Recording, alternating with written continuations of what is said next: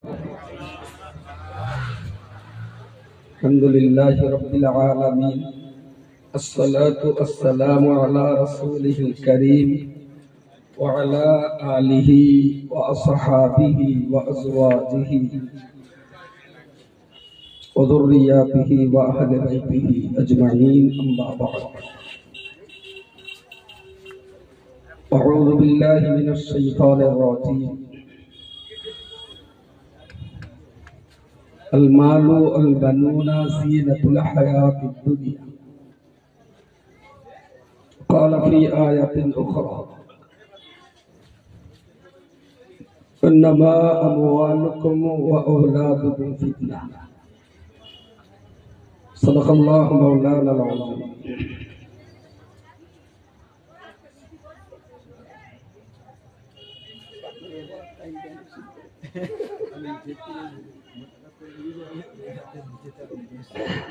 সম্মানিত আজকে সবার সভাপতি সর্বজন শ্রদ্ধেয় মাওলানা সাহেব হুজুর, আমন্ত্রিত উলামা হুফাজ ও হুজ্জাজ কেরাম, সমবেত বসিলা ও তৎসংলগ্ন আশপাশ এলাকা থেকে আগত ধর্মপ্রাণ সুধী শ্রোতা মণ্ডলী, পর্দার আড়ালে অবস্থিত ধার্মিকা মমতাময়ী মা ও আল্লাহ পাকের শুকর গুজার হচ্ছি। এরা মাদ্রাসার ছাত্র, তোদের অসংখ্য বলেছে ঘরে গিয়ে কোরআন শরীফ পড়, অসনার চাইতে লাভ ভালো। আর অসনার জন্য একদিনের পড়ার ক্ষতি করা উচিত না। ওদের খাওয়া দাওয়া আছে, আলী ভাই খাইয়া দেয়, পড়তি বলো। আর বাচ্চা কাচ্চা সবাই আমার জন্য দোয়া করো।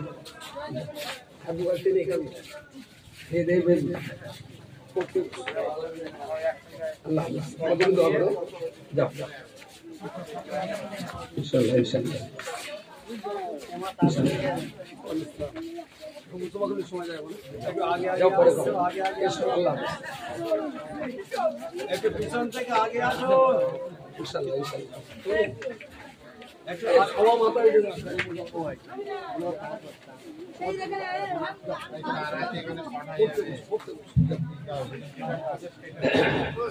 আজকে এই পূর্ণ পবিত্রতম ইসলামী ধর্মসভা মূলত বিষয়বস্তু এইরকমই থাকে যে মুসলিম সমাজে জন্ম নেওয়া আমরা ভাই বোন যারা, বাবা মা যারা আছি, আমাদের প্রত্যেকের আপন আপন জায়গায় কিছু দায়িত্ব, কর্তব্য, দায়বদ্ধতা, কিছু ডিউটি আমাদের থাকে। ইসলাম আমাদের ব্যক্তি বিশেষ যার উপরে যেমন দায়িত্ব অর্পণ করেছে, তেমন দায়িত্ব আমরা যাতে যজ্ঞ সহকারে পালন করতে পারি। যে জায়গাগুলোতে আমাদের ঘাটতি আছে সেটা যাতে আমরা পূরণ করতে পারি, যে জায়গাগুলোতে আমাদের বড্ড বাড়াবাড়ি আছে সেখানে যাতে একটু লাগাম টেনে ধরতে পারি। এক কথায় মুসলমান প্রকৃত অর্থে কিভাবে সম্পূর্ণ মুসলমান হবে, তার জন্য এই ধরনের ধর্মসভাগুলো বিভিন্ন মহল্লায় সামষ্টিগতভাবে, ব্যক্তিগতভাবে সারা বছর ধরে টুকটাক চলতে থাকে। আমার আগে মাওলানা আব্দুর রাকিব সাহেব কোন বিষয়ের উপরে আপনাদেরকে শুনিয়েছেন আমি জানি না, তার বক্তব্য আমার শোনা হয়।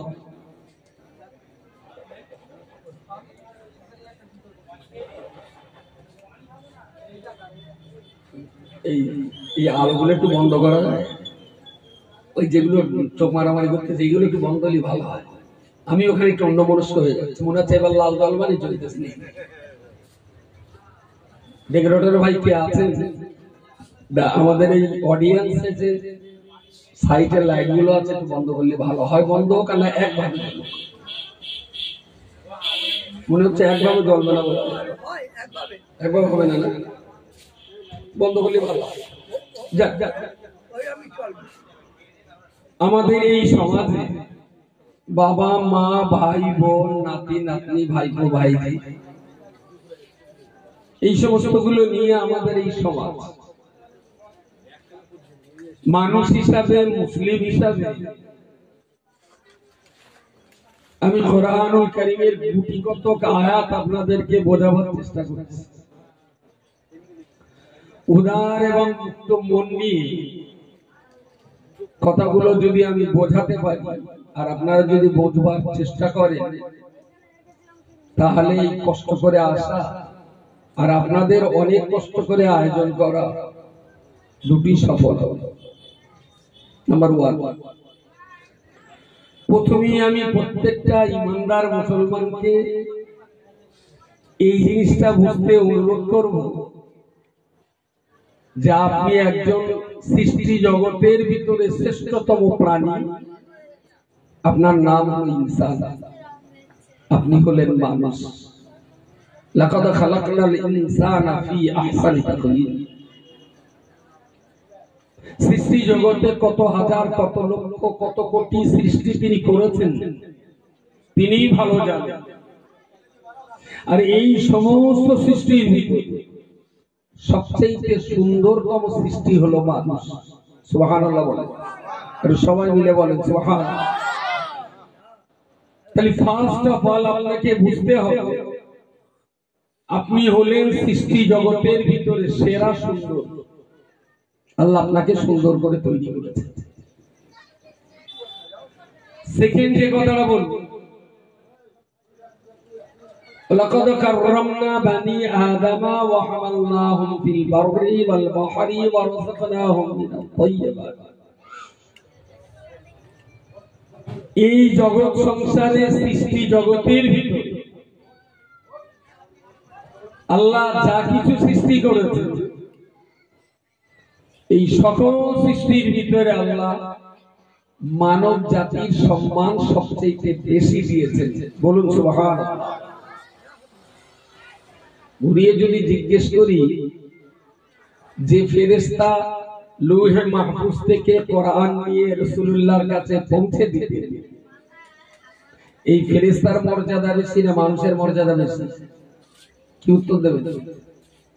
তারাই বলে ফেরেশতার মর্যাদা বেশি না মানুষের মর্যাদা বেশি? কিছু তো বলেন। মানুষের। একটু আগেই তো বলবো কাররামনা বানি আদম। আল্লাহ বললেন আদম জাতিকে আমি আল্লাহ শ্রেষ্ঠতম সম্মান দিয়েছি। আরো একবার বলুন সুবহানাল্লাহ। আল্লাহ চিঠি পাঠাচ্ছেন নবীর কাছে, পাঠাচ্ছেন আল্লাহ পাওনাদার নবী, মাঝখানে ডাক মাস্টার পিয়নের কাজ করছেন জিবরিল আমিন আলাইহিস সালাম। তাহলে জিবরাইল হলেন আল্লাহর পক্ষ থেকে নবীর কাছে পৌঁছে দেওয়ার মাধ্যম। তাহলে মর্যাদা কার বেশি? যিনি চিঠি বয়ে আসে তার মর্যাদা বেশি না যার কাছে আছে তার মর্যাদা বেশি? যার কাছে আসে তিনি তো মানুষ, রাসূলুল্লাহ তিনি তো মানুষ। তো ফেরেশতা জিবরাইলের চেয়েও মানবের মর্যাদা আল্লাহ বেশি দিয়েছেন। তো এক নম্বরে বললাম সৃষ্টি জগতের ভিতরে মানুষ সবচেয়ে সুন্দর। দ্বিতীয় নম্বরে বললাম সৃষ্টি জগতের ভিতরে মানুষের সম্মান সবচেয়ে বেশি। আপনি কিন্তু হ্যালো সৃষ্টি জগতের ভিতরে সেরা সম্মানের অধিকারী আমি, সেরা সৌন্দর্যের অধিকারী আমি, যেহেতু আমি মানুষ। তাহলে মানুষ পৃথিবীতে সবচেয়ে বেশি সুন্দর, সবচেয়ে সেরা সম্মানের। আচ্ছা, যে জাতিটা সবচেয়ে সুন্দর, যে জাতিটা সবচেয়ে সম্মানী, তাহলে সেই জাতিটার ব্যবহার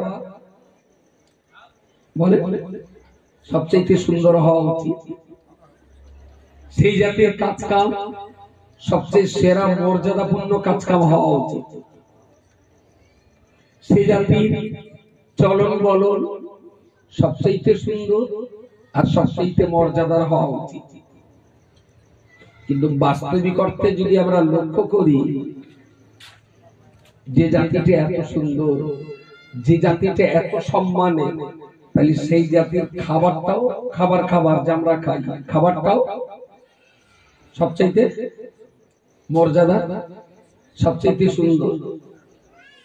আচ্ছা, গুটকা, তিরঙ্গা, শেখর, গুটকা, চুটকি, তারপর আর কি আছে বলেন, মুসাফির, দিলবাগ, যেগুলো কি খুব সম্মানজনক খাবার? কথা বলেন। বিড়ি, গাঁজার কলকে, গলা পানি, এই খাবারগুলো কি খুব সম্মানজনক? কথা বলেন। এই খাবার খেলে কি সম্মান বাড়ে? জমজমের পানি খেলে ওরকম মর্যাদার খাবার। জমজমের পানিটা যেমন মর্যাদা, বিড়িটা কি তার থেকে বেশি মর্যাদা? খাচ্ছে কারা? বিড়ালে। বিড়ি কি বিড়ালে খায়? কুকুরি খায়? কারা খায়?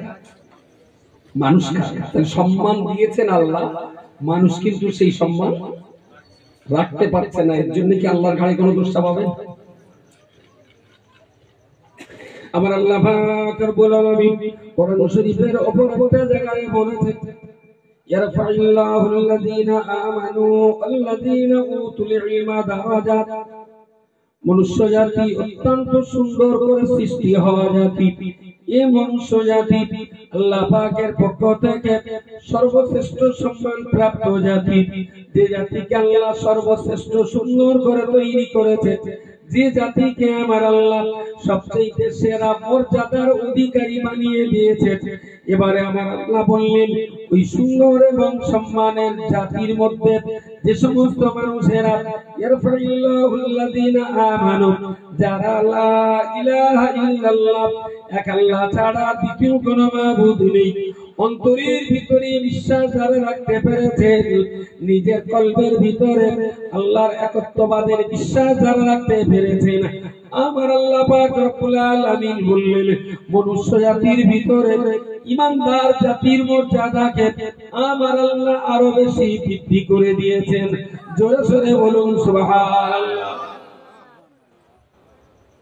চকডাস্টা হলে না ভালো করে বোঝা, পরপর বলে যাচ্ছে আর আপনারাও গুলিয়ে ফেলবেন।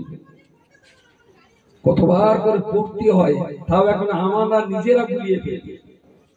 আর আপনারা একবার শুনে, মাদ্রাসায় পড়েছি, বুঝতে পারিনি, শিক্ষক কান্ডলে দেশে চাওয়াল দিয়ে একটা চড়, আবার বলেছেন একটা বুঝতে পেরেছি আর একটা পারিনি বলে কান্দলে উদ্বোস কর, সেও করেছি। তারপর মাস্টার পড়িয়েছেন, বাড়ি এসে আবার পড়েছি, তারপরে আবার মাস্টারের হাতের মাছ চচ্চাপটা খেয়েছি, তারপরে হয়তো কোরআনের একটা আয়াত বুঝতে পেরেছি। চচ্চাপটা খাওয়া, উদ্বোস করার পর 2-4 ঘন্টা পড়ে তারপর একটা আয়াত বুঝতে হয়, আর সেই আয়াত বিনা চড়ে বিনা উদ্বোসে আমি বলবো আর আপনারা চড় করে বুঝে ফেলবেন। ব্যাপারটা কি সহজ বলে মনে হয়? তবুও বলতে হয়, যদি একটা মানুষ, তবুও বলতে হয়, যদি একটা মানুষ এই বুঝবার নেশায় পাগল হয়ে যদি বইটা পড়ে, সেই জন্য বলা। তাহলে মানুষ সুন্দর, মানুষ শ্রেষ্ঠ সম্মানী, আর এই মানুষদের ভিতরে যারা ঈমানদার, আল্লাহ তাদের মর্যাদাকে আরো বাড়িয়ে দিয়েছেন। আরো একবার বলুন সুবহানাল্লাহ। এই দুটো হলো সব মানুষের পাওয়া। সবাই মানুষ, প্রত্যেকটা মানুষ সুন্দর, প্রত্যেকটা মানুষ সম্মানী, আর এই মানুষের ভিতরে যারা ঈমানদার, তাদের মর্যাদা আল্লাহ আরো বৃদ্ধি করে দিয়েছেন। আরো একবার বলুন সুবহানাল্লাহ। তাহলে আমরা ঈমানদার আছি নিশ্চয়ই। লা ইলাহা ইল্লাল্লাহ মুহাম্মাদুর রাসূলুল্লাহ, আল্লাহ এক, হযরত মুহাম্মদ সাল্লাল্লাহু আলাইহি ওয়াসাল্লাম আল্লাহ পাকের রাসূল। এই বিশ্বাস তো আমাদের বুকের ভিতরে আছে, আমাদের অন্তরে, আমাদের কলবে আছে। আমরা সেই মর্যাদার জায়গায় পৌঁছানোর পর গলা পানি খাওয়াটা কি মানানসই? সেই মর্যাদার জায়গায় পৌঁছানোর পর গালে আগুন ধরিয়ে দেওয়াটা কি মানানসই? সেই মর্যাদার জায়গায় পৌঁছানোর পর জমির বিবাদ নিয়ে কোর্টের অমুসলিমরা আমাদের সমস্যার বিচার করে, এটা কি মুসলমানের জন্য মান সম্মানের ব্যাপার? এটা তো মুসলমান আর বেইজ্জতি। সেই মুসলমান যদি থানার লকআপে থাকে, এটা কি জাতির জন্য কল্যাণকর? যে মুসলমানের মর্যাদা এত বেশি, সেই মুসলমান যদি জেলে যায়, এটা কি জাতির জন্য কল্যাণকর? ঝগড়া জাতি খুন খারাপি করার জন্য প্রচুর লোক আছে। ঝগড়া তারা বাধা না, আপনাকে তো ঝগড়া বাধাবার জন্য সৃষ্টি করে। রব্বুল আলামিন আল্লাহ কোরআন শরীফের আরেকটা জায়গায় বলে দিয়েছেন, কুনতুম খায়রা উম্মাতিন উখরিজাত লিন-নাসি। এই পৃথিবীর ঈমানদার মানুষেরা, तमाम দুনিয়াতে যত মানুষ আমি আল্লাহ সৃষ্টি করেছি, ওর ভিতর থেকে কেবলমাত্র উখরিজাত লিন-নাসি, মনুষ্য জাতির মধ্য থেকে এই মনুষ্য জাতির কল্যাণের জন্য ঈমানদার মুসলমান বান্দাদেরকে আমি আল্লাহ বাছাই করে নিলাম। এই মুসলমান বান্দার দায়িত্ব কি হবে? অন্য লোকে ঝগড়া বাঁধাবে, মুসলমানরা পরে ঝগড়া মিটিয়ে দেবে। অন্যরা আগুন লাগিয়ে দিতে পারে, মুসলমান পরে লাগানো আগুন নিভিয়ে দেওয়ার চেষ্টা করবে। অন্যরা একের খাবার অন্য লোকে কেড়ে খাবে, মুসলমান নিজের খাবার ক্ষুধার্ত ব্যক্তিকে খাইয়ে দেবে। অন্য কওমের মানুষেরা তারা অন্যের পোশাক খুলে বিবস্ত্র করে দেবে, মুসলমান নিজের পোশাক নিয়ে উলঙ্গ ব্যক্তিকে পরিয়ে তার ইজ্জত বাঁচিয়ে দেবে। অন্য সম্প্রদায়ের মানুষেরা তারা একে অপরের গালিগালাজ করবে, মুসলমান তাদের গালিগালাজের মাঝখানে সম্প্রীতি তৈরি করে দেবে। তাম দুনিয়াতে আগুন লাগানোর জন্য বহু মানুষ রয়েছে, থামানোর জন্য শুধু মুসলমান, ঝগড়া বাঁধাবার জন্য বহু মানুষ রয়েছে, মিটিয়ে দেওয়ার দায়িত্ব মুসলমানদের, কেড়ে খাওয়ার জন্য বহু মানুষ রয়েছে, নিজের খাবার ক্ষুধার্ত ব্যক্তিকে খাওয়ানোর এই দায়িত্ব আল্লাহ তো মুসলমানদেরকে দিয়েছে। কোরআনের এই ব্যাখ্যা অনুযায়ী মুসলমান আমরা কি ঠিক জায়গায় আছি বলে মনে হচ্ছে? নামাজ কালাম রোজা আলাদা জায়গায় থাক, পরে বিচার হবে, আগে দেখি মানুষ হতে পারে। আমি নামাজের কথা বলি, রোজার কথা, হজ করবার কথা বলিনি, আমি ভদ্র রুচিশীল মুসলমান হওয়ার কথা বলছি। উচিত ছিল লোকে ঝগড়া বাঁধাবে, আমরা মেটাবো, যেহেতু কোরআন আমাদের হাতে, হাদিস আমাদের হাতে, আর আমরাই বলছি কোরআনের মতো শ্রেষ্ঠ কিতাব পৃথিবীতে আর নেই। আমরাই বলছি কোরআনের মতো সত্য কিতাব জগৎ সংসারে আর নেই। আমরাই বলছি কোরআন নির্ভুল, আমরাই বলছি কোরআন সঠিক, আমরাই বলছি সর্বোত্তম কিতাব, সেই কিতাব আমাদের কাছে। অথচ আমাদের ডিউটি ছিল পরে ঝগড়া মেটাবা, সেখানে আমরা এত পরিমাণ ঝগড়া বাঁধাচ্ছি যে থানার ওসি দিলীপ ঘোষের বুকে মাটি ঢেকে যাচ্ছে মুসলমানদের ঝগড়া থামা। এতে কি ইসলামের ইজ্জত বাড়ছে বলে মনে হয়? ইসলামের ইজ্জত হাতে করে শেষ করছি আমরা, হাতে করে শেষ করছি। ইসলাম কলঙ্কিত হওয়ার জন্য আরএসএস বিজেপি দোষ না, দোষী না, ইসলামটাকে আমরাই কলঙ্কিত করছি। তাহলে আগুন লাগাবে লোকে, মুসলমানদের দায়িত্ব আগুন নেওয়া, ঝগড়া বাঁধাবে অন্য মানুষ, মুসলমানদের যে ঝগড়া মিটিয়ে দেওয়া, মারপিট করবে অন্যেরা, মুসলমান তাদেরকে চিকিৎসার ব্যবস্থা করে দেবে। মারপিট করিস নে ভাই, মিলেমিশে থাক। যে জাতির শান্তি প্রতিষ্ঠা করার দায়িত্ব ছিল, সেই জাতি যদি অশান্তিতে জড়িয়ে পড়ে, এর চাইতে বড় দুঃখের কথা আর কি হতে পারে? কি হতে পারে? প্রিয় শ্রোতামণ্ডলী, মনে রাখুন, তাহলে এই সমস্যা কেন ঘটতে চলল, কেনই বা এমনটা হতে গেল? আমি আপনাকে বলতে চাইছি, এর কারণ অন্য কোন কারণ বলে আমার মনে হয় না। আমার আল্লাহ পাক বলেছেন, কুনতুম খায়রা উম্মাতি, যে পৃথিবীর ঈমানদার মুসলমানেরা তোমরাই হলে বিশ্বের ভিতরে নির্বাচিত জাতি। এই দুনিয়াটা শান্তি রাখার জন্য মুসলমানদের দায়িত্ব দেওয়া হয়েছে, এই দুনিয়া সুন্দর করার জন্য মুসলমানদের দায়িত্ব দেওয়া হয়েছে, এই দুনিয়াটাকে আনন্দদায়ক রাখার জন্য আল্লাহ পাক মুসলমানদেরকে দায়িত্ব দিয়েছেন। দুর্ভাগ্যজনক ভাবে আমরা কেন সেই দায়িত্ব পালন করতে না পেরে, কেন আমরা ঝগড়ার ভিতরে ডুবে গেলাম, কেন আমরা মারপিটের ভিতরে ডুবে গেলাম, কেন আমরা খুন খারাপির মাঝখানে বেঁধে গেলাম, কেন আমরা একে অপরের প্রতি হিংসা বিদ্বেষ আর গালিগালাজের মাঝখানে ডুবে গেলাম? তার অনেকগুলো কারণ থাকতে পারে, তবে আমার চিন্তা ভাবনায় তার তার একমাত্র কারণ রয়েছে একটা জায়গায়, আল্লাযীনা উতুল ইলমা দারাজাত। আমার আল্লাহ বলে দিয়েছেন মানুষ অত্যন্ত সুন্দর, মানুষ অত্যন্ত সম্মানিত জাতি। আর এই সুন্দর আর সম্মানিত জাতির ভিতরে ঈমানের কলমা যারা পড়েছেন তাদের মর্যাদা আল্লাহ বৃদ্ধি করে দিয়েছেন। আর ঈমানের কলমা যারা পড়েছেন আল্লাযীনা উতুল ইলমা দারাজাত, আর ঈমানের কলমা পড়া ঈমানদার মুসলমানেরা যখন লেখাপড়া শিখে জ্ঞানী হতে পারে, শিক্ষা দীক্ষা জ্ঞান অর্জন করে তারা যখন জ্ঞানী হতে পারে, তখনই তো তাদের দ্বারাতে আগুন নেবানো তাদের দ্বারাতেই সম্ভব, ঝগড়া মেটানো তাদের দ্বারাতে সম্ভব, মারপিটি থামিয়ে দেওয়াটা তাদের দ্বারাতে সম্ভব। আমি এই কান ধরে অন্যায় স্বীকার করি বলছি, ভোটের সময় যত মুসলমান মরে আর মারে, বা নর্মাল ভাবি মুসলমানে কেউ মারে আর কেউ মরি। আচ্ছা, এই মারা মুসলমান আর মরা মুসলমান এদের ভিতরে কেউ ইংরেজিতে ডবল এম এ পাস দেখেছেন? শুনেছেন ডবল? যেমন এম এ পাস লোক একটা মানুষের খুন করেছে, শোনা গেছে কখনো যে একটা আলেম পাস ভালো শিক্ষিত মানুষ সে আর একজনকে হত্যা করেছে? আমি যতদূর এই মারা আর মরার খবর শুনি, শোনার পর আমি চেষ্টা করি তাদের কোয়ালিটিটা সন্ধান করার। কোয়ালিটি সন্ধান করে যা পেয়েছি, কেউ মোটি স্কুলে যায় না, কেউ 3 পাস, কেউ 7-এ পড়তে পড়তে মাস্টারের মাথায় ইট মেরে পালিয়েছে।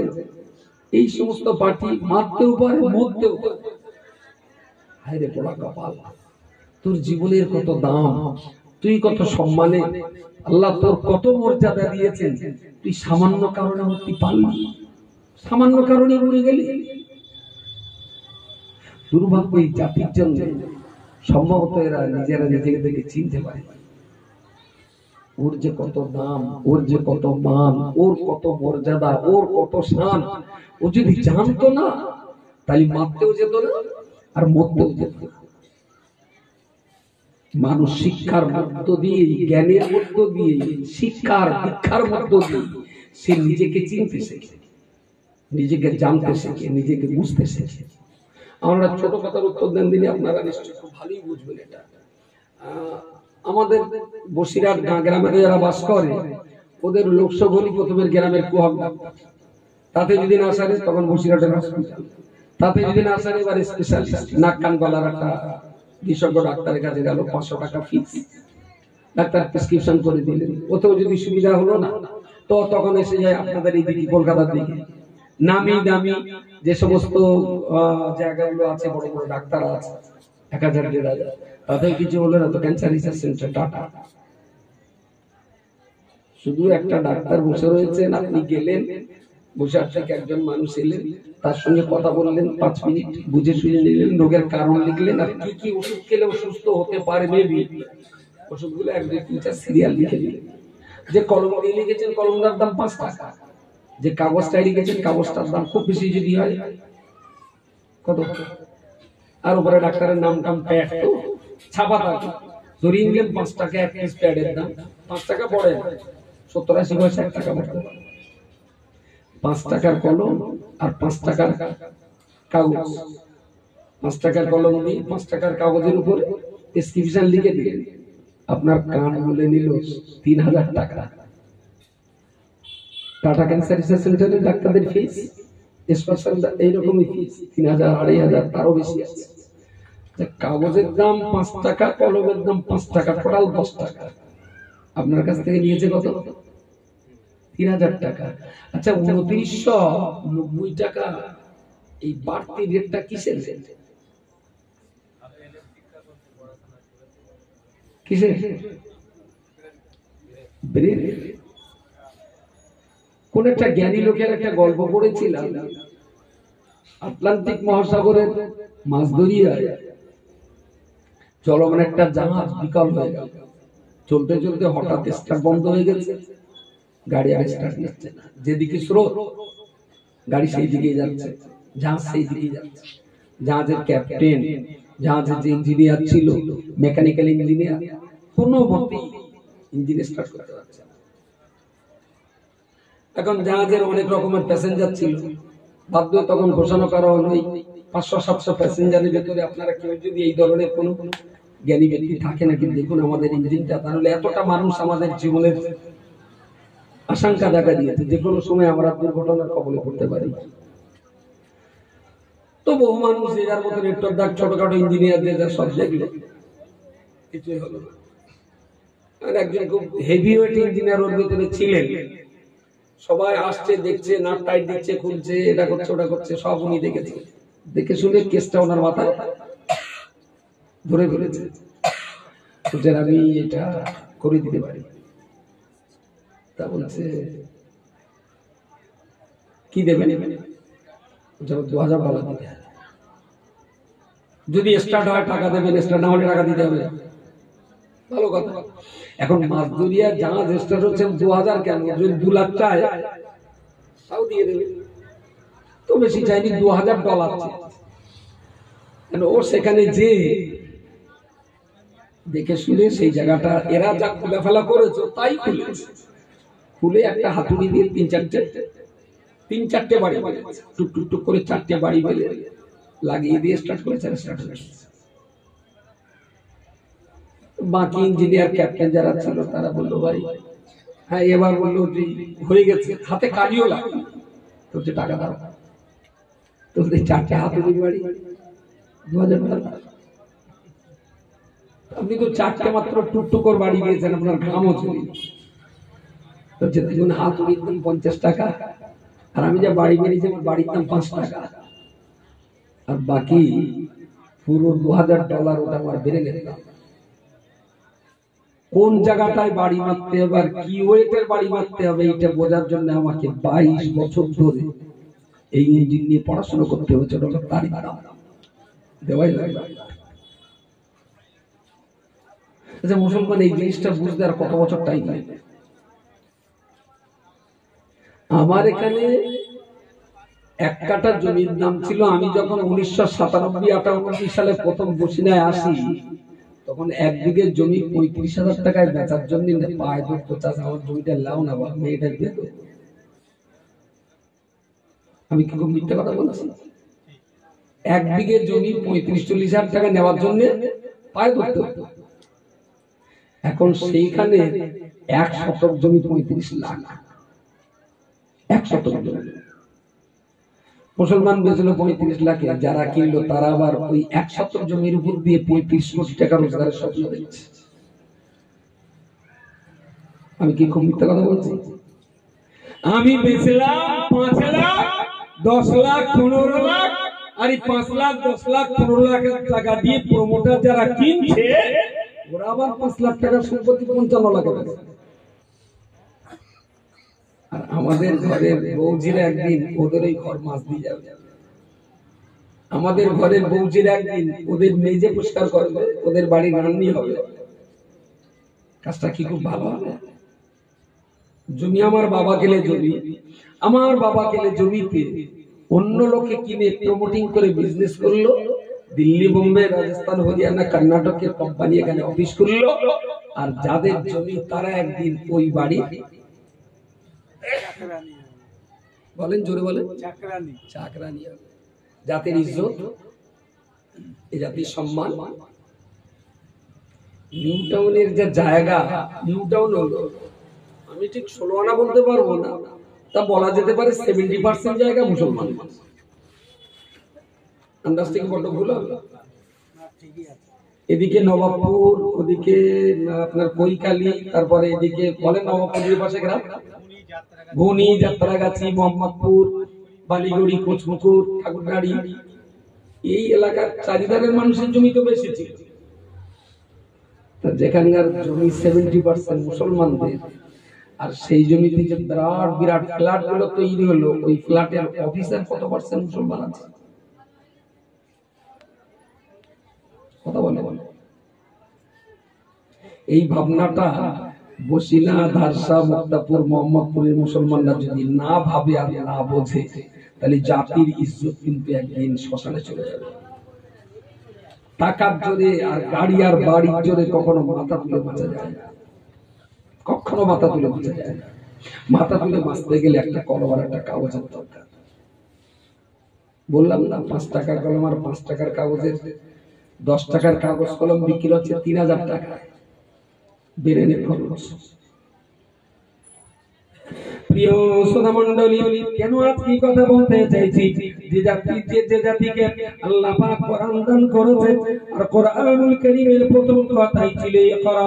নবী মুহাম্মদুর রাসূলুল্লাহ সাল্লাল্লাহু আলাইহি ওয়াসাল্লামকে আমার আল্লাহ বলে দিলেন, ইয়া রাসূলুল্লাহ, সম্মানের জায়গায় যদি পৌঁছাতে হয়, ইজ্জতের জায়গায় যদি পৌঁছাতে হয়, বেইজ্জতির হাত থেকে রক্ষা পেতে হয়, মর্যাদার জায়গা যদি দখল করতে হয়, ইকরা আপনি পড়ো না, বিসমি রাব্বিকাল্লাযী খালাক, যে আল্লাহ আপনাকে সৃষ্টি করেছেন ওই আল্লাহর নামে আপনি লেখাপড়া করো না। আপনি যত লেখাপড়া করবেন, আপনার জাতি যত লেখাপড়া করবে, তত অধিক পরিমাণ মর্যাদা সম্মানের জায়গা দখল নিতে পারবেন। যদি লেখাপড়া করতে না পারেন, শিক্ষা দীক্ষা যদি গ্রহণ করতে না পারেন, তাহলে সম্মানের জায়গা কোনো দিনের জন্য দখলদারি হতে পারে না। আজকে বক্তৃতা শেষ করে এরা দুটো আমার খাওয়া দাওয়া আর তার আয়োজন আছে। তার ভাই আজকে অসুস্থ। আমার এই গ্রামের আশা ছিল ওই মানুষটা। হাওড়া এসেছিলাম মাদ্রাসাকে কেন্দ্র করে, তারপরে এখানে এসেছিলাম বিল্ডিং এর জন্য 2 বস্তা সিমেন্ট নেওয়ার জন্য। বসিনার অনেক লোকের বাড়ির দুয়ারে দুয়ারে আমি ঘুরেছি। তখনকার দিনে 1 বস্তা সিমেন্ট দিলে না বিশাল আনন্দ। এখন 1 বস্তা সিমেন্ট দিলে আর আনন্দ হয় না, কারণ একটা লোক 150-200 বস্তা যায়। এখন 1 বস্তা দিলে একদম আনন্দ হয় না। তখন 1 বস্তা সিমেন্টের দাম ছিল, প্রচুর দাম ছিল। আব্দুল সাত্তার ভাই আমার নিয়ে অনেক মানুষের বাড়ি বাড়ি ঘুরেছে। আমি লোকটাকে ভুলতে পারবো না, এই জন্যই হাওড়া মাদ্রাসার প্রতিষ্ঠার পিছনে লোকটা সেদিন যেদিন আমার পাশে কেউ ছিল না, এই এলাকার ভিতরে উনি থেকে আমার এই কাজগুলো করার সহযোগিতা করতেন। জাবিদকে উনি হাতে করে নিয়ে ভর্তি করে এসেছিলেন হাওড়া মাদ্রাসায়। তো সেই দিনকার বসিনা আর আজকের বসিনা বহুত ফারাক। সেই দিনকার বসিনায় একটা লোক মরে গিয়েছিলেন। 1997-98 সালে একটা লোক মরে গিয়েছিলেন। তারে যদি এখন কবরতে তুলে এখানে দাঁড় করিয়ে দেওয়া হয়, তারে দিক তাকিয়ে বলে তোরা যেমন সর লেগে লেগেছিস, বুঝতে পারেননি? ভাবতেই পারবেন না যে আমার বসিনা আজকে এত উন্নত ভালো হয়েছে। যে কোনো উসিলায়, যে কোনো বাহানায় আল্লাহ দুটো ডাল ভাতে আমাদের সচ্ছল অবস্থায় চালাচ্ছেন, এটা আমি একবারও খারাপ বলবো না। তো 1997-তে যিনি চপ্পল পায়ে দিতেন, তিনি আজকে বাটার বুট পরছেন। 1997-তে যে বাড়ির ছেলে ভ্যানে করে বিয়ে করতে গিয়েছিলেন, আজকে কিন্তু তার ছেলে BMW চেপে বিয়ে করতে যাচ্ছে। 1997 সালে যিনি পুরনো জামা কাপড় পরিয়ে দেন নামাজ পড়তে যেতেন, তিনি কিন্তু আজকে আরবি কাপড় জামা পায়জামা পরে বিয়ে করতে যাচ্ছেন। 1997 সালে যিনি একটু লেট করে বাজারে ঢুকতেন যাতে সবজি মাছ তরকারির দাম একটু কমে, তিনি কিন্তু আজ এখান থেকে জোম্যাটো ফোন টিপে দিলে পোড়া মুরগি চলে এলো বাড়ি। পোড়া মুরগি বলে না, কি বলে, চিকেন তান্দুরি। পোড়া মুরগি বলে আর বসবেন, চিকেন তান্দুরি। একদিন যে লোকটা বাজার করতে যেতেন একটু লেট করে, যাতে সবজি দুটো চিংড়ি মাছ একটু কালাবুই মাছের দামটা কমে, আজকে সেই লোকটা মোবাইল টিপে বাড়ি উঠোনে চিকেন তান্দুরি টেনে আনছে, প্রচুর দেওয়া হলো। আচ্ছা, 1997-তে যে লোকটা কোরআন শরীফ পড়তে পারতেন না, সেই রকম লোক 2025 সালে কজন কোরআন শরীফ পড়া শিখেছেন? আমি কি এতে আপনার নিয়ে বলে দিলাম? কথা বলেন। প্রিয় শ্রোতা মণ্ডলী, তাহলে আজ থেকে 25-27 বছর পূর্বে যে লোকটা মাটিতে শুতেন, যে লোকটা মাটিতে চাটা বিছিয়ে চাটা বিছিয়ে শুতেন, তিনি কিন্তু আজকে খাটে শুচ্ছেন। যে লোকটার পিঠের তলায় চাটা থাকতো, আজকে সেই লোকটার পিঠের তলায় তোষক। যে লোকটা সেদিন সাইকেল চালাতেন, আজকে তিনি বুলেট চালাচ্ছেন। সেদিন যে মানুষটা সবজি খেতেন, আজকে চিকেন তন্দুরি খাচ্ছেন। সমস্ত দিকে আমাদের উন্নতি হয়েছে, খাওয়া পড়া গাড়ি বাড়ি সব দিকে আমাদের উন্নতি হয়েছে, কিন্তু লেখাপড়ার জীবনে কতটা ডেভেলপমেন্ট হয়েছে, ইসলামের কতটা উন্নতি হয়েছে। সেদিনও যে মানুষটা কোরআন না পড়ে নামাজ পড়তেন, আজকেও কিন্তু সে মানুষটা কোরআন না জেনেই নামাজ পড়ছেন। বলতে পারি মুসলমানদের জামা কাপড় আর বাড়ি গাড়ি ডেভেলপমেন্ট হয়েছে, ইসলামের ডেভেলপ খুব ভালো হয়। 97 সালে সভা করতাম, ওই একটা ত্রিপল 4 কোনায় বিছিয়ে মাঝখানে একটা বাঁশ, 4 কোনায় টান দিয়ে এ গাছের ডালে ও শৈলী গাছ আম গাছের ডালে টান দাও, মাঝখানে একটা বাঁশ দুলছে করতে দাও, আর তারই এক সাইডে একটা টেবিল আর একটা চেয়ারে বসে অজ হবে। সে অজের একটা মাইক্রোফোন থাকবে এরকম বড়, এরকম ছিল না সে আগে স্পিকার, ওর ভেতরে আবার ওর গালের ভেতরে ওর ভেতরে না কথা বলতে শব্দ হতো না। আর লাইট হবে ব্যাটারিতে, টিউবলাইট ধরে সে তো চি চি করে শব্দ হবে। ব্যাটারিতে ওরে কি একটা বলতো ইমার্জেন্সি লাইট লাইট। আর আজকের স্টেজটা দেখেছেন, মনে হচ্ছে কোন জমিদারের মেয়ের বিয়ে। এখনকার লোক একদম দেখুন কি সুন্দর করে স্টেজটা হয়েছে, বাইরের এই স্টেজটা এত সুন্দর এত সুন্দর এত সুন্দর করে লাভটা কি হবে যদি ভেতরের স্টেজটা অন্ধকার থাকে।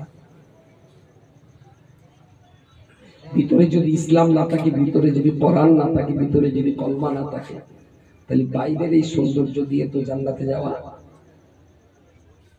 এগুলো দরকার আছে। আমি একবারও স্বীকার করব এগুলো খুব সুন্দর দরকার আছে, কিন্তু বাইরের সৌন্দর্য থেকে লাভ কি হবে যদি ভিতর থেকে আমরা নিজেরা নিজেদেরকে সুন্দর করে গড়ে তুলতে না পারি।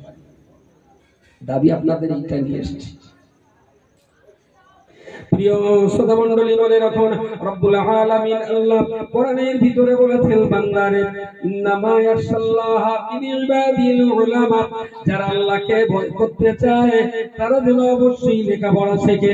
যিনি যত বেশি আল্লাহকে চেনার চেষ্টা করবেন তাকে তত বেশি পড়াশোনা করতে হবে।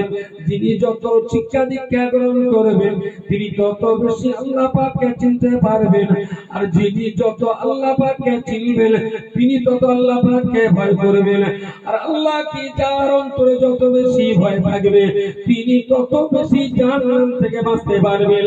আর যে বান্দা জাহান্নাম থেকে বাঁচতে পারবে আল্লাহ পাক রব্বুল আলামিন তাকে জান্নাতুল ফেরদাউস নসিব করে দেবেন। জোরে বলুন সুবহানাল্লাহ। অশিক্ষিত মানুষ কখনো আল্লাহকে চিনতে পারে না, কখন চিনতে পারবে? আল্লাহকে চিনতে গেলে লেখাপড়া শিখতে হবে, বই পড়তে হবে, পড়ে 5টা কলমা পড়তে হবে, 5টা কলমার মানে মতলব বুঝতে হবে, মানে মতলব বুঝলে তবে ভিতরে বিশ্বাস তৈরি হবে। আর সেই বিশ্বাসের ভিত্তিতে আমাকে চলতে হবে দুনিয়া। খাওয়া যদি একদিন না হয় আমার অন্তর বলে দেবে আরে আজকে রুচি নাই থাকতে পারে। খাওয়া যদি আজকে নাও হয় তবু আমার আল্লাহ। পরীক্ষায় পাস করেছি উত্তাল তরঙ্গের ঢেবে নাচার আগে আমার কর্ম বলে দেবে আরে আব্দুল মাতিন তুই পরীক্ষায় ফার্স্ট হয়েছিস, ভালো হয়েছে, কিন্তু এটা তো তোর মনে রাখা উচিত তোর যে ব্রেনটা ফার্স্ট করিয়েছে ওটা কিন্তু আল্লাহ পাকের দেওয়া। কলবের ভিতরে এই বিশ্বাসটা তো থাকবে।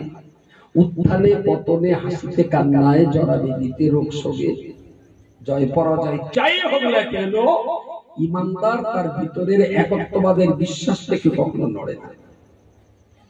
আর এই বিশ্বাসটা তার ভিতরে তত বেশি থাকবে যিনি আল্লাহকে যত বেশি চিনবেন আর তিনি আল্লাহকে তত বেশি চিনবেন যিনি যত বেশি আল্লাহকে নিয়ে পড়াশোনা করবেন। শিক্ষিত লোকের যদি বলা হয় যে আল্লাহ এক, আল্লাহ করা তাহলে একটা, কি করে বুঝলি? না না, মসজিদের ইমাম সাহেব বলে তো আল্লাহ একটা, বুঝতে পারেন না? মসজিদের ইমাম তো রোজ বলে যে এক আল্লাহ, সেই জন্য আমি বলি এক আল্লাহ। তা মসজিদের ইমামরা বাদ দিয়ে আপনার কিছু বলার যে না, আর কি বলবো, এই হুজুর বলে তাই আমি বলি, বুঝতে পারেন? কিছু কিছু একটু পাগলা লোক আছে, একটু পাগলা, একসঙ্গে সবাই যখন বন্ধু বান্ধব থাকে, এবার একটা কথা বলে, ওর একটা কথা বলে, দুটো যখন বেশ হাসাহাসি করে, পাশে যে টপ পাগলা বান্ধব থাকে সেও হাসে। হাসলি কেন? তাহলে এই ওরা হাসতে। আচ্ছা, ওই হাসির কি কোনো মজা আছে? হাসির কোনো টেস্ট? কারণ বুঝে সুঝে মানুষ হাসবে, তবে হাসির ভিতরেও মজা আছে। কারণ বুঝে সুঝে মানুষ কাঁদবে, সে কান্নার ভিতরে অনেক কিছু পাওনা। কিন্তু লোকে হাসছে তাই আমি হাসছি, লোকে কাঁদছে তাই আমি কাঁদছি, এই হাসিতে আর এই কান্নায় কোনো টেস্ট নেই, কোনো মজা নেই। বুঝে সুঝে হাসুন, ভালো লাগবে। বুঝে সুঝে কাঁদুন, দারুণ ভালো লাগবে। কিন্তু যদি না বুঝেই হাসা হয়, না বুঝেই যদি কাঁদা হয়, সে কান্নায় কোনো মজা নেই, সে হাসিতেও কোনো শ্বাস নেই। তো আল্লাহকে চিনতে গেলে যত বেশি আল্লাহকে নিয়ে পড়বে, আপনি তত বেশি আল্লাহকে জানবেন। আর আল্লাহকে আপনি যতই জানবেন, ততই ভিতরে আল্লাহর ভয় তৈরি হবে। আর যত বেশি আল্লাহর ভয় সৃষ্টি হবে, তত বেশি জাহান্নাম থেকে বাঁচার রাস্তা উপায় তৈরি হবে। আর জাহান্নাম থেকে বাঁচলেন মানে আল্লাহর দয়ার জান্নাত আপনার নসিবে আল্লাহ বরাদ্দ করে দেবেন। সুবহানাল্লাহ।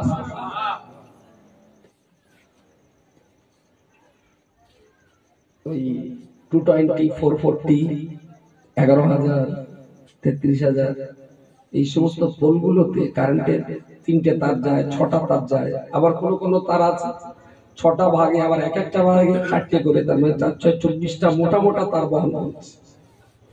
ওর গায়ে 220 থেকে ওটা দেখা যায় না, তবে ওই 11,000 বা তার উপরে হলে ওর গায়ে দেখবেন পিলারে এরকম একটা ছোট প্লাকার্ড, ঠিক এতটা চওড়া, এতটা চওড়া, এতটা লম্বা একটা প্লাকার্ড থাকে। উপরে লেখা থাকে ডেঞ্জার, নিচে লেখা থাকে সাবধান, হিন্দিতে বা বাংলায়। মাঝখানে দেখবেন এইরকম একটা ক্রস চিহ্ন, আর এই দুই ক্রসের মাথার এইরকম জায়গাটায় একটা মানুষের মাথা কাটা ছোট, দেখেছেন কখনো? তার মানে যে লেখাপড়া জানে সে বুঝে নেবে যে এই তারের ধার পাশে গেলে ডেঞ্জার, মারাত্মক বিপদ হতে পারে। আর যে লেখাপড়া মোটে জানেন তার জন্য কাটা মাথা, যে কি লেখা রয়েছে তো পড়তে তো পারলো না, তার মাথাটা যখন কাটা মাথা, তাহলে ও ধারে বাড়ে গেলে আমার মাথাটাও কেটে যেতে পারে। পিকচার হলো অশিক্ষিত লোকের জন্য, আর শিক্ষিত মানুষের জন্য অক্ষরটাই লেখা। খুবই দুর্ভাগ্য এই জাতির জন্য। আমি সার্ভে করে দেখেছি, আহাদ মুসলিম কমিউনিটি 80% মুসলিম কোরআন শরীফ পড়তেই পারে না, পড়তেই পারে না কোরআন শরীফ। কি জবাব দেবেন আল্লাহর কাছে? 60 বছর বয়স পেয়েছিলেন দুনিয়াতে, আর আমার পক্ষ থেকে কোরআনটা তো আপনাদেরকে দিয়েছিলাম, পড়েননি কেন? কোন উত্তর আছে? উত্তর বলবেন যে গরিব ছিলাম, আর কি বলবেন? ঝঞ্ঝাট ছিল, আর কি বলবেন? ব্যবসা বাণিজ্যের চাপে পড়া হয়নি। আচ্ছা, এইসব কি কোনো সত্যিকারের কারণ না অজুহাত? বা ইচ্ছা করলে আপনি অনার্স কোরআন শিখে ফেলতে পারতেন। আমি সেই 1997 সাল থেকে দেখছি আমাদের এই ইমাম সাহেব ইনি এখানে রয়েছে। তখন এসব এলাকে দেখেছিলাম, আজও দেখছি। আচ্ছা, সন্ধ্যের পরে মানুষটার কাছে বসে কি বসলে কি একটু কোরআনটা শেখা হতো না? হ্যাঁ, আর যদি সন্ধ্যার পর পড়তে যেতে হুজুর কি বলতেন, আমার 1.5 লাখ টাকা না দিয়ে পড়াবো না। আসলে আমি ইচ্ছা করিনি, তাই হয়। ইচ্ছা করেছিলেন বলেই 67 বছরের বুড়ো বিয়েও করে ফেলে, যেহেতু চাচি মরে গেছিল 67 বছর বিয়ে করে 69 বছরে আবার সেই পূর্ণ কলা গাছের ঝাড়ে আবার 13 ছাড়। ইচ্ছা করেছিল সফল। 67 বছরে বিয়ে খুঁজে মিল করে বিয়ে করার কাজটা কি সহজ বলে মনে? ওরা মেয়ে ইচ্ছা মতো পাওয়া যাবে না, বহুত কোরআন শিক্ষা কি হচ্ছে কঠিন বলে মনে হয়? আসলে ইচ্ছা নেই। আল্লাহর বান্দা বলে রাখো না, জাতি কেন এত ঝগড়াঝাটিতে মেতে যাবে? এই জাতি কেন খুন খারাপির ভিতরে জীবন দেবে আর জীবন নেবে? এই জাতি কেন পরের খাবার কেড়ে খাবে? এই জাতি কেন এক জমি দুবার তিনবারে বিক্রি করবে? কেন এত অশান্তির দাবার হলে দাও দাও করে চলবে? আসলে এই জাতির অশান্তির পিছনে অনেকগুলো কারণ থাকতে পারে, তবে আমার চিন্তা ভাবনায় যেটা ধরা পড়েছে, আমার মনে চলছে লোকটা মানুষ এটা বুঝতে পারিনি, লোকটা সম্মানী এটাও জানতে পারিনি, লোকটা অনেক সুন্দর এটাও জানানো হয়নি। আবার এই মানুষটা ঈমান কবুল করার কারণে দুনিয়ার শ্রেষ্ঠতম সম্পদে পরিণত হয়েছেন।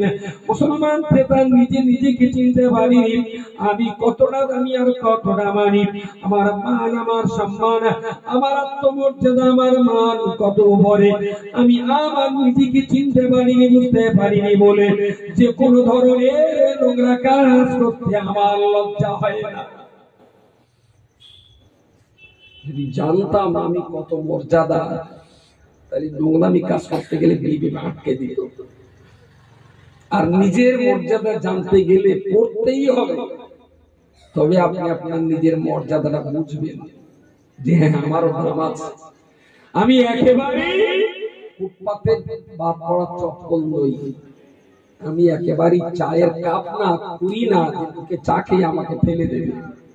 জগতের মালিক আমাকে শ্রেষ্ঠ করে সৃষ্টি করেছেন, তিনি আমাকে শ্রেষ্ঠতম মূল্যবান উন্নত মানের খাবার দিয়েছেন, তিনি আমার জগৎ সংসারের সবচেয়ে সেরা মর্যাদা দিয়েছেন।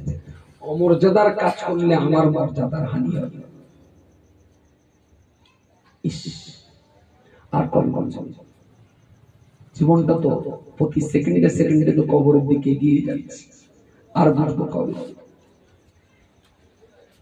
প্রিয় শ্রোতা মণ্ডলী বলে রাখুন, আল্লাহর নবী মুহাম্মদুর রাসূলুল্লাহ সাল্লাল্লাহু আলাইহি ওয়াসাল্লাম আরব দেশের মক্কা নগরে জন্মগ্রহণ করলেন। সমাজটাকে তিনি দেখলেন কত অন্ধকার, কত অজ্ঞতা, কত চুরি ডাকাতি, খুন হারামি, হিংসা জিজ্ঞাসা, মারামারি, নরহত্যা, নারী হত্যা, শিশু হত্যা, জেনা, ব্যভিচার, কোন মদ, জুয়া, গাঁজা, লাখ রকমের পাপের সাগরে যখন মক্কা হাবুডুবু খাচ্ছিল, আমার আল্লাহ পাক রব্বুল আলামিন সেই সময় নবী মুহাম্মদকে মক্কা জমিনে পাঠিয়ে দিয়ে বললেন, ইয়া রাসূলুল্লাহ, আমি আল্লাহ আপনাকে দায়িত্ব দিয়ে বলছি মক্কার প্রত্যেকটা ঘরে ঘরে ইয়া রাসূলুল্লাহ ইয়া হাবিবাল্লাহ বাল্লিগু আন্নি বাল্লিগু মা উনজিলা ইলাইকা মির রাব্বিকা, আমি আল্লাহ যে কোরআন আপনাকে দিয়েছি এই কোরআন মক্কার মানুষের দুয়ারে দুয়ারে আপনি পৌঁছে দিন। ওরা যেদিন কোরআন পড়বে, ওরা যেদিন কোরআন বুঝবে, কোরআনের মান মর্যাদা ওদের ভিতরে ঢুকে যাবে। ইয়া রাসূলুল্লাহ, সেদিন ওরা মদ খাওয়া বন্ধ করে দেবে। ওরা যেদিন কোরআন বুঝবে আর কোরআন পড়বে, ওরা সেই দিন চুরি ডাকাতি গুন্ডাজানি বন্ধ করে দেবে। ওরা যেদিন আমার কালাম কোরআন পড়বে, আমার কালাম কোরআন যেদিন বুঝতে শিখবে, সেই দিন থেকে জেনা ব্যভিচার, ধর্ষণ, নরহত্যা, শিশু হত্যা, জনম জনমের মতো সেদিন থেকে তারা বন্ধ করে দেবে। জোরে সোরে বলুন সুবহানাল্লাহ। 40 বছর পার করে 41-এ কোরআন পেলেন, মানুষের দুয়ারে দুয়ারে রাসূলুল্লাহ কোরআন শোনাতে লাগলেন। আর এই কোরআন শোনানোর জন্য, এই কোরআন পড়াবার জন্য, এই কোরআন শেখাবার জন্য তাকে মার খেতে হবে, তাইফে রক্ত ঝরাতে হবে। অতিরিক্ত পরিমাণ রক্তক্ষরণের কারণে একটা টাইমে তিনি বেহুশ হয়ে গেলেন। অতিরিক্ত রক্তক্ষরণের কারণে বেহুশ হয়ে যাওয়া এই মানুষটা জিবরিল ফেরেশতা যখন জিজ্ঞেস করলেন,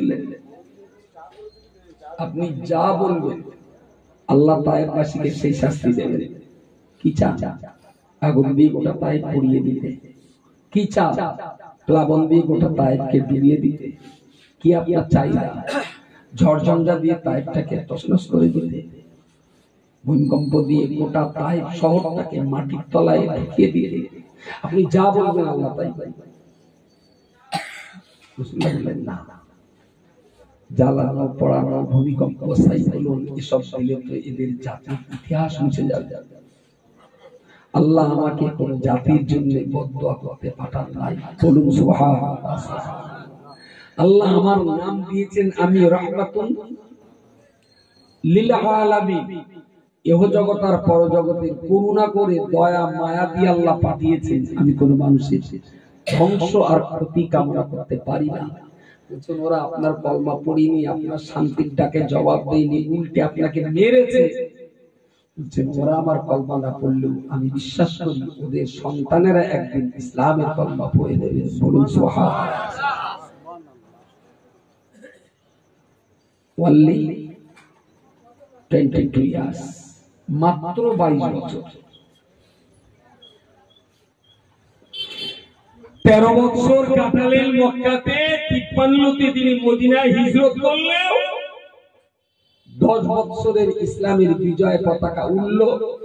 রাসূলুল্লাহ মসজিদে নববীতে দাঁড়িয়ে বললেন, খায়রুল কুরুনি কারনি, সবচেয়ে ভালো যুগ হলো আমার যুগ। আরো একবার বলুন সুবহানাল্লাহ। কেন? নবী আমার বললেন, বাবা সাহাবী, যে দেশের জনগণ সকাল সন্ধ্যা দুপুর রাত্রিতে সদা সর্বদা মহকে মাতাল হয়ে পড়ে থাকতো, আজকে সেই মক্কা সেই মদিনাতে রাস্তার ধারে মদের বেরেলার বোতল রেখে দেওয়া হোক, আমি মুহাম্মদুর রাসূলুল্লাহ বিশ্বাস করি মদ মক্কা মদিনাতে সেদিন ছিল, আজও আছে, কিন্তু সেই দিন খাবার মানুষ মক্কা মদিনাতে ছিল, আজকে দিনে মক্কা মদিনাতে আর মদ খাবার মানুষ পাওয়া যাবে না। মদ রাখা হলো রাস্তার ধারে, আজকে রাখা হলো যতটা 2-3 দিন পরে খোঁজলে দেওয়া হলে ততটাই রয়েছে, মদ আছে কিন্তু খাওয়ার লোক নেই। এই অমানুষগুলো মানুষ হলো কিভাবে? তাদের ভিতরে কোরআন ঢোকানো হয়েছে, তাবিজ কবজ তেল পানি পড়া ঝাড়ফুঁক করা জ্ঞানযোগ মন্ত্রতন্ত্র। রাসূলুল্লাহ তাদেরকে কোরআন বোঝাতে সক্ষম হয়েছিলেন, ওরা কোরআন বুঝেছিল, ছেড়ে দিল আর মদের গ্লাস খালে তুলে দিল। যে না ওদের মেলা বসতো মাঝে মাঝে, প্রচলিত বাজার আমাদের যেমন আছে ওদেরও বাজার ছিল। তো কখনো কখনো কোনো বাজারে এরকম ওই কি বলে, আজকে একটা খাসি 10 জন মিলে একটা খাসি ছাগল বা ভেড়া কেনা কিনে বলা হলো আগামী কাল যে লোকটা সবচেয়ে বেশি সংখ্যক মেয়েকে ধর্ষণ করতে পারবে এই ছাগলটা তার দেওয়া। আজকে ছাগলটা 10 জন মিলে কিনে ওটা রেখে দেওয়া হবে, আর কালকে এসে বললাম 7টা মেয়ে ধর্ষণ করেছে, বললো 3টে ধর্ষণ করেছে, ও বললাম 11টা মেয়ে ধর্ষণ করেছে, তাহলে ছাগলটা পেলে পুরস্কার হবে। যুগটা কি শান্তির যুগ ছিল বলে মনে হয়? অশান্তির যুগ, পাপের যুগ। নবী মুহাম্মদুর রাসূলুল্লাহ সাল্লাল্লাহু আলাইহি ওয়াসাল্লাম মাত্র 22 বছর কোরআন নিয়ে মেহনত করলেন, মাত্র 22টা বছর এই কোরআন নিয়ে তিনি মেহনত করলেন। মসজিদে নববীর মিম্বরে দাঁড়িয়ে বললেন, খায়রুল কুরুনি কারনি, সবচেয়ে ভালো যুগ হলো আমার যুগ।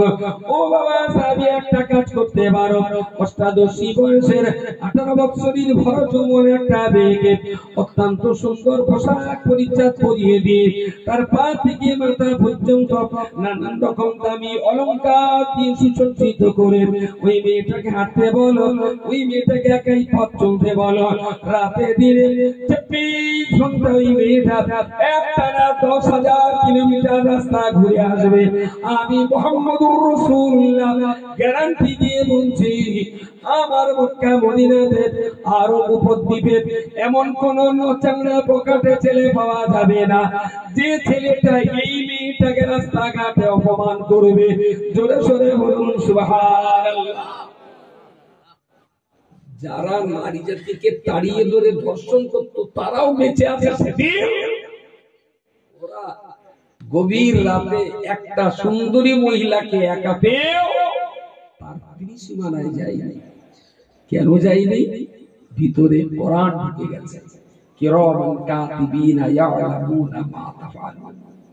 এই গভীর রাতে যদি মেয়েটাকে পাহাড়ের আড়ালে ধর্ষণ করি, পৃথিবীর কোন মানুষ জানবে না, কিন্তু জগতের স্রষ্টা আল্লাহ, তাকে তো ফাঁকি দেওয়া যাবে না। এর চাইতে বড় মুসলমানের জন্য কখনো আইবি পুলিশ লাগে? মুসলমানের জন্য কোনো গোয়েন্দা লাগে? মুসলমান নিজের গোয়েন্দা তো নিজেই। মুসলমান সবার সামনে যেমন ভালো, জঙ্গলের গভীর অন্ধকারে তেমন ভালো, কারণ তার পাহারাদার স্বয়ং আল্লাহ। আর এই কথা যার বিশ্বাস আছে, সে কখনো বনের জমির হক ফাঁকি দিয়ে প্রমোটিং করে বেঁচে দিতে পারে। আসলে ভেতরে ইসলামের ক্রাইসিস, কোরআনের বুঝপাড়ের অভাব। রাসূল বললেন 10,000 কিলোমিটার একটা মেয়ে একাই হেঁটে চলে ফিরে বেড়াবে, কেউ ওই মেয়েটাকে ধর্ষণ করবে না। সুবহানাল্লাহ বলেন, সবাই মিলে বলেন সুবহানাল্লাহ। আজকে কি সেই গ্যারান্টি দেওয়া যায়? গ্যারান্টি? মুসলমানের বাচ্চারা, আমাদের ঘরের ছেলে মেয়েরা এইরকম ধরনের সর্বনাশ করছে কেন? ভিতরে ইসলামের অভাব, কোরআন বুঝবার অভাব, আল্লাহর ভয় ভিতরে নেই। এটা তো সব কাজ করে, যার অন্তরে আল্লাহর ভয় নেই সব কাজ করে। আমি যখন 97-98-তে বসিনা এসেছি, তখন কখনো শুনিনি যে বসিনা গ্রামের অমুক অমুক মদ খায়, অমুক অমুক গাঁজা খায়, অমুক অমুক হিরোইন লাই। আমার কাছে মনে হচ্ছে এই দিকটা এখনো ভালো আছে। বসিনা গ্রামের মনে হচ্ছে মদ গাঁজা হিরোইনটা ঢুকি। আমার এই বিশ্বাসটা ঠিক জায়গায় আছে নাকি? বলি বিশ্বাসটা কি ঠিক জায়গায় আছে আমার?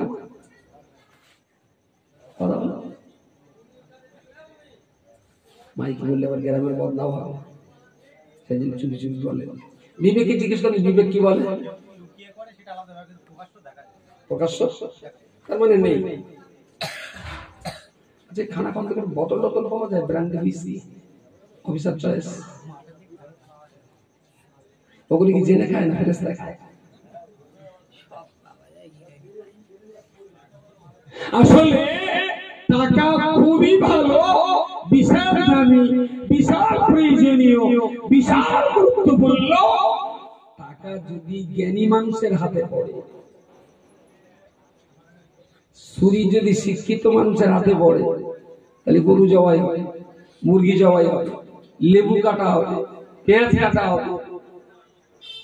শিশু যদি অশিক্ষিত, অবুঝ, নির্বোধ বাচ্চার হাতে পড়ে, কখন কুড়িতে ঢুকে যাবে তার কোনো ইয়াত্তা নেই। ইমাম গাজ্জালী বলেছেন, মূর্খ, অশিক্ষিত, অবুঝ ব্যক্তির হাতে টাকা যত বিপজ্জনক, শিশু বাচ্চার হাতে কেউটে সাপ তার চাইতে বেশি বিপজ্জনক অশিক্ষিত হাতে টাকা।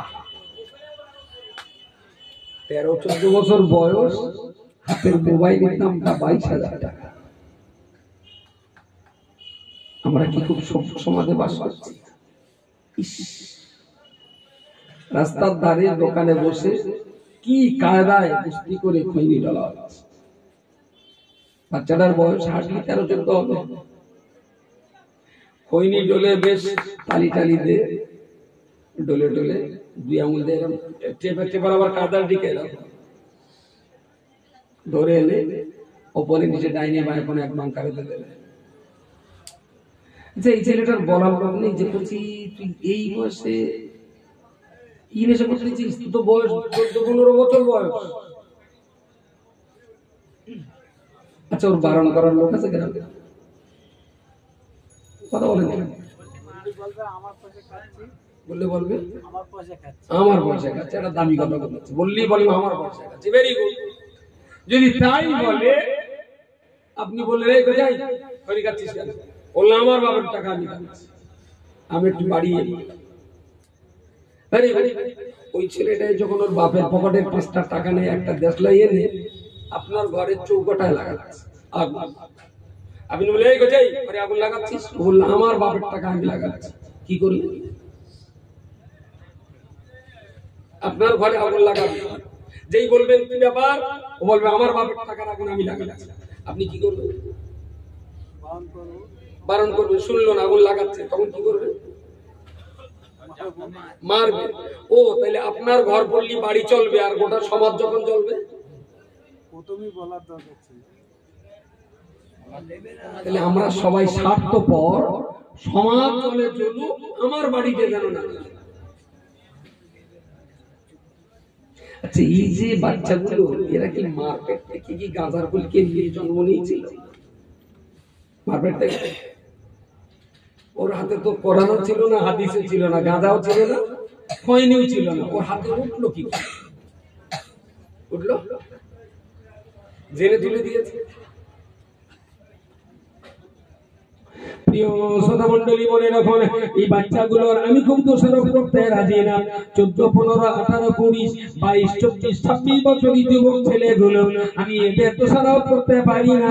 আসলে এই বাচ্চাগুলো তো জন্মগত ভাবে এরা নেশাগ্রহে জন্মগ্রহণ করিনি, এরা তো মাতাল হয়ে জন্মগ্রহণ করিনি, এরা তো চোর ডাকাত গুন্ডা বদমাইশ হয়ে জন্মগ্রহণ করিনি। কোরআনের পরিভাষায় আল্লাহ বলেছেন, কোরআনের পরিভাষায় আমার আল্লাহ বলে দিয়েছেন, ফিতরাতাল্লাহি আল্লাতী ফাতারান নাস আলাইহা লা তাবদীলা লিখালকিল্লাহি। হে পৃথিবীর মানুষ জাতি, আমি আল্লাহ আমার ফিতরাত হলো, আমি আল্লাহ দুনিয়া জমিনে মায়ের পেটকে উসিলা অবলম্বন করে যত নারী পুরুষ মানব শিশুকে পৃথিবীর জমিনে আমি আল্লাহ পাঠিয়ে দেব। আমার রাজত্বে যত ছেলে মেয়ে জন্মগ্রহণ করবে, এরা প্রত্যেকটাই ঈমানদার মুসলমান হয়ে জন্মগ্রহণ করবে। জোরে সরে বলুন সুবহানাল্লাহ। জন্মানোর সময় আল্লাহ বললেন সবাইকে ঈমানদার করেই পৃথিবীতে পাঠান। সবাই ঈমানদার হালাতে দুনিয়াতে জন্ম নেয়, এইটা কোরআনে আছে। কোরআনের ওই আয়াতটা ব্যাখ্যা করতে যে রাসূলুল্লাহর একটা ছোট্ট হাদিস, قال النبي صلى الله عليه وسلم كل مولود يولد على الفطرة فأبواه يهودانه وينصرانه ويمجسانه। রাসূলুল্লাহ বর্ণনা করে বললেন, বাবা সাহাবী, কুল্লু মাউলুদিন ইউলাদু আলাল ফিতরাত, পৃথিবীর প্রত্যেকটা মা যে সন্তানকে প্রসব করে, প্রত্যেকটা মা যে সন্তানকে প্রসব করবে, ওই সন্তানটা ঈমানদার হালাতে দুনিয়াতে জন্মগ্রহণ করে। ফাকাবাহু ইমানদারি, ঈমানদার হয়ে জন্ম নেওয়ার পরে ওর বাবা আর ওর মা ওকে ইহুদি বানায়, ওর পিতামাতা ওকে খ্রিস্টান বানায়, ওর বাপ এবং মা ওকে ঈসাই আর মজুসি বানায়। তাহলে জন্ম নেয় মুসলমান আর বাপ মা ইহুদি নাসারা মজুসি বানায়। খালি হাতে জন্ম নেওয়া শিশুর হাতে যদি মদের বোতল উঠে যায়, দোষের অপরাধের দায় দায়িত্বটা কার ঘাড়ে চাপে? উত্তর আছে কিন্তু বলতে কষ্ট হচ্ছে। দায়িত্বটা চাপে কার ঘাড়ে? আর এটাই বাস্তব। কোরআন হাদিসের ব্যাখ্যায় এটাই বাস্তব, আর আমরাও বাস্তবে দেখতে পাচ্ছি। যে সমাজে আপনার ছেলেটা এমএ পাস করছে, সেই সমাজে আমার ছেলেটা কেন গাঁজা খাচ্ছে? আচ্ছা, এটা কি টাকার অভাব বলে মনে হয়? হ্যাঁ, বাজে কথা। যারা বলে পয়সার অভাবে পড়াতে পারি, এটা মিথ্যে কথা, এটা ধোঁকা। আপনার বাচ্চার যদি ব্রেন থাকে, আপনার বাচ্চাকে বহুদূর পর্যন্ত পড়াবার জন্য বহু মুসলমান টাকা গুনে রেখেছে, আপনার বাচ্চাকে দেবে তাই। কিন্তু যে পর্যন্ত গেলে টাকা দেওয়া যায়, আপনার উচিত তার আগেই তো আপনি স্কুল থেকে ড্রপ আউট করে দিচ্ছেন। এটা কি করে সম্ভব হলো যে একটা নাবালক বাচ্চার আমি পড়াশোনা বন্ধ করে তাকে কাজে কামে লাগিয়ে দিলাম, ও রোজগার করবে আর আমি সেই রোজগার খাবো? এটা কি কোনো শুভবুদ্ধি এবং সচেতনশীল বাবা মার পরিচয় বলে মনে হয়? প্রিয় শ্রোতা মণ্ডলী, মনে রাখুন, তাহলে এই সমাজ ব্যবস্থাটাকে কিভাবে আমরা জায়গায় আনতে পারি?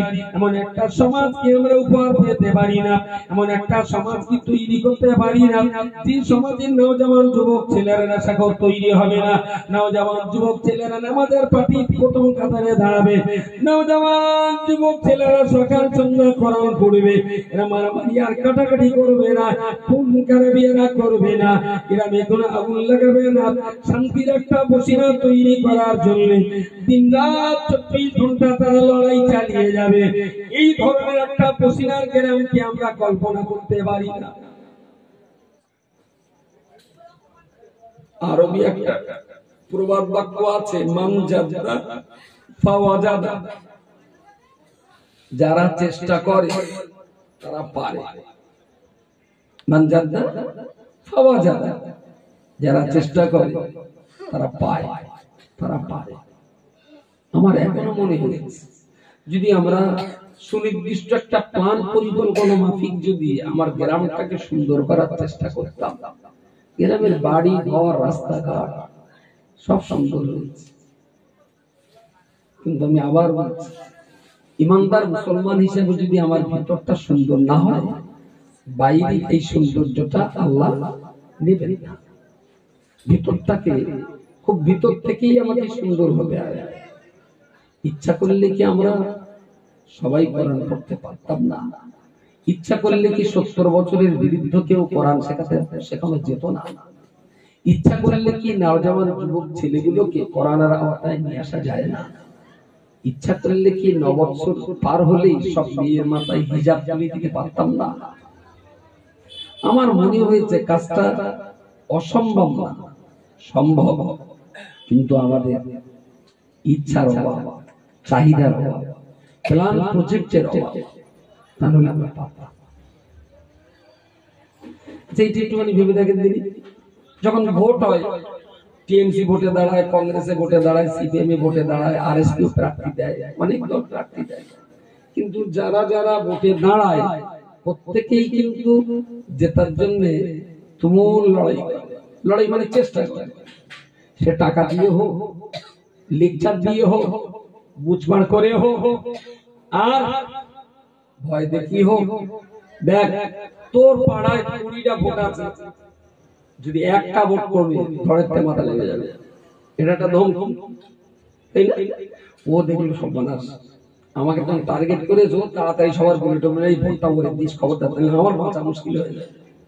তাহলে বিভিন্ন রকম ভাবে তারা ভোট নেয়, কখনো হুমকিতে নেয়, কখনো ভালোবেসে নেয়, কখনো টাকার লোভ দেখিয়ে নেয়, কখনো কিছু দেওয়ার প্রলোভন দেখিয়ে নেয়, কিন্তু চেষ্টাটা সবাই করে। আচ্ছা, টিএমসি যদি চেষ্টাটা করে যে গ্রামের ভোট সব আমার বাক্সে যাবে, কংগ্রেস চেষ্টা করছে গ্রামের ভোট সব কংগ্রেসের বাক্সে যাবে, সিপিএম চেষ্টা করছে গ্রামের ভোট সিপিএম এর বাক্সে যাবে, ভেরি গুড, ওরা ওই পার্টিটা করে, তার জন্য ওদের পার্টির ভোট ওরা তো লড়াই করবেই। তাহলে সিপিএম কংগ্রেস টিএমসি ওরা সবাই মিলে যদি ওদের বাক্স ভরাবার চেষ্টা করে, একজন ইমানদার হিসাবে আমিও তো চেষ্টা করতে পারতাম বসিনা গ্রামের সবাইকে জান্নাতে নিয়ে যাব।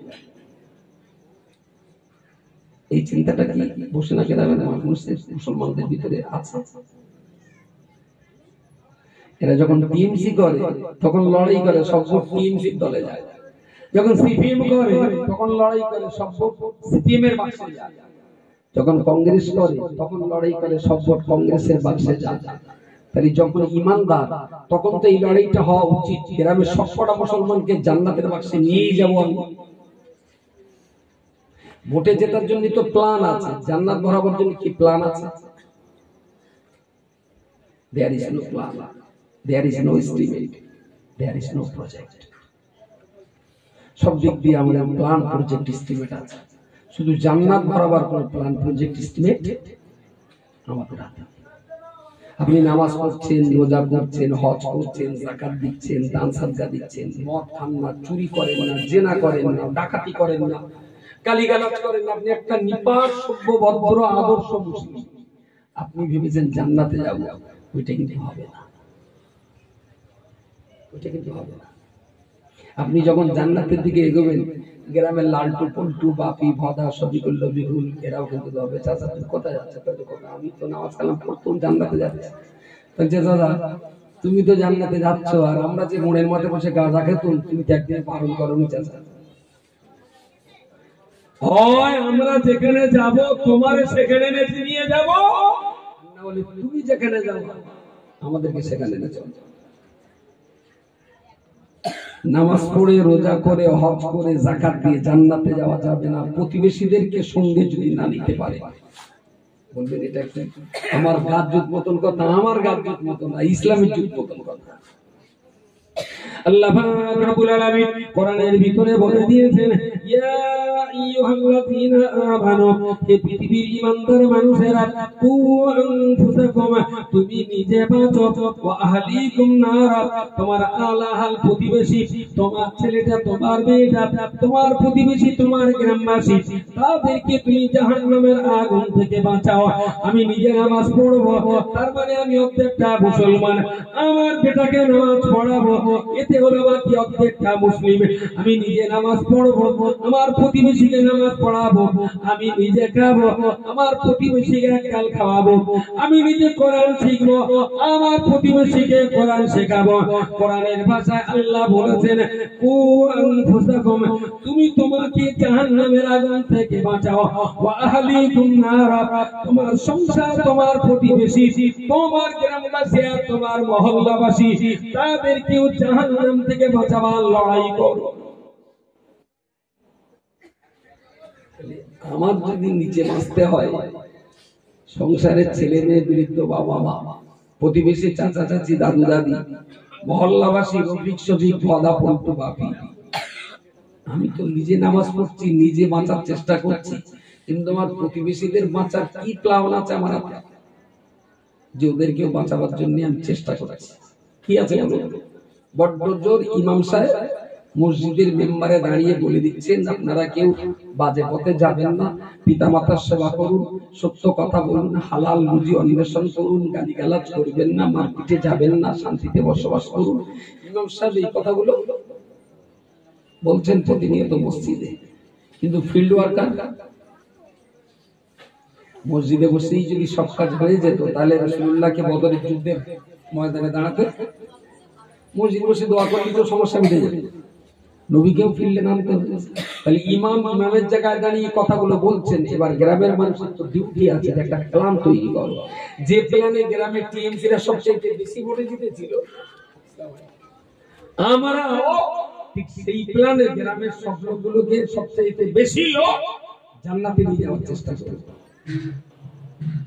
আমি আজ বিশ্বাস করি, আল্লাহর রাস্তায় বলছি, আল্লাহর রাস্তায় বলছি, নিজে বাঁচো, গ্রামের সবাইকে বাঁচতে হবে, সবাইকে বাঁচাতে হবে, শুধু আমি একা জান্নাতে গেলে হবে?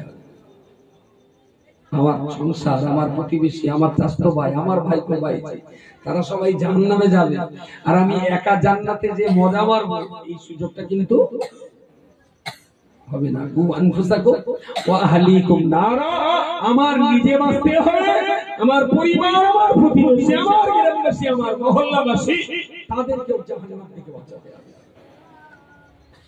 আমার এই ছোট্ট আলোচনা যদি ভালো লাগে, তাহলে কোনদিন আমার ডাকবে, গোটা 30 যুবক ছেলে এক জায়গায় হবে, আর আমার ডাকবে, আমি 2 ঘন্টা সময় বলবো আপনাদের, প্যান্ডেল মাইকটাই কিচ্ছু থাকবে না, এরকম গোল হয়ে এক জায়গায় বসবো, আমি বলবো, আপনি উত্তর দেবেন, আবার আপনি বলবেন, আমি উত্তর দেবো, নিজেরা যারা বলে গোল টেবিল বৈঠক, ওয়াজ নসিহত না, লেকচার না, নিজেরা আদান প্রদান করা হবে, দেখবেন সুন্দর রাস্তা পার হবে, সেই রাস্তা দিয়েই হেঁটে ধীরে ধীরে ধীরে ধীরে আমরা আমাদের প্রতিবেশী, আত্মীয় স্বজন, ভাই বোন, চাচা চাচা, সবাইকে একটা জান্নাতের সুন্দর প্ল্যান পরিকল্পনার মাফিক পথ আমরা দেখাতে পারবো।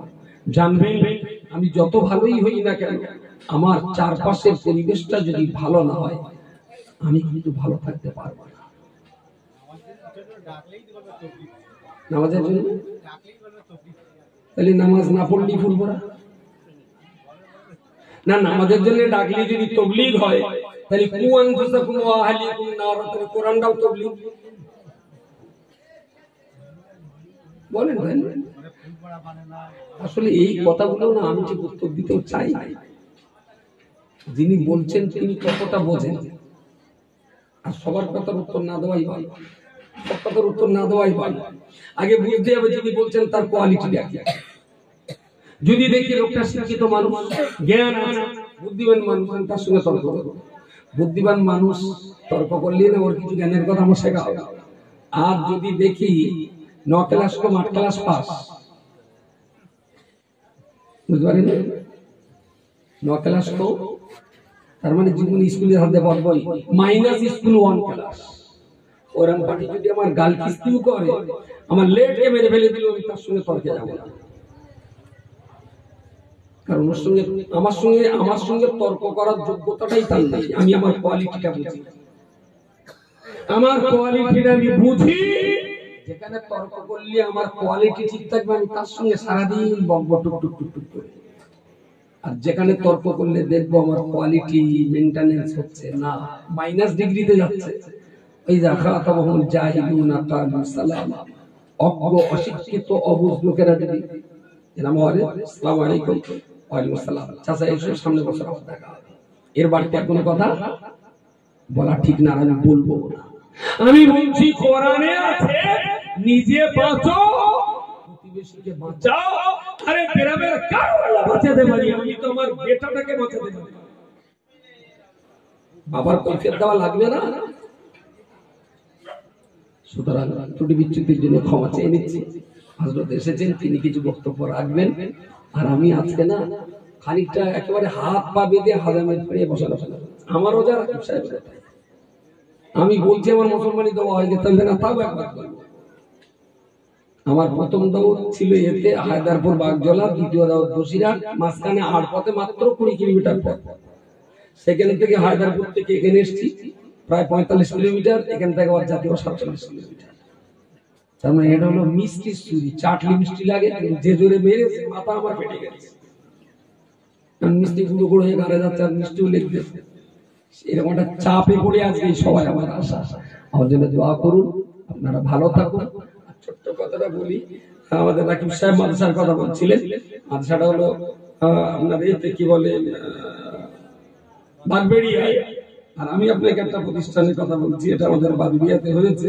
মাধ্যমিক পাস করার পর যদি কোনো মেয়েকে দিনের জ্ঞান সহ এইচএস পাস করাতে চান, আমরা একটি স্কুল করেছি, senior secondary girls mission, senior secondary girls mission বিবি আসিয়া বালিকা মাদ্রাসা। 2 বছর পড়াবে, 11 আর 12। এই 2 বছরে কোরআন, হাদিস, ফিকহ, আখলাক, তাসাউফ, দিনের 5টা কিতাব ওকে সুন্দর পড়িয়ে দেব, 5টা বিষয়। আলহামদুলিল্লাহ ওই মেয়েটা নিজে এবং নিজের পরিবার সম্পর্কে দিনের জ্ঞান পেয়ে গেল। আর এইচএস পাস করার পর কাউন্সিলিং করে আমরা কোনো মেয়ে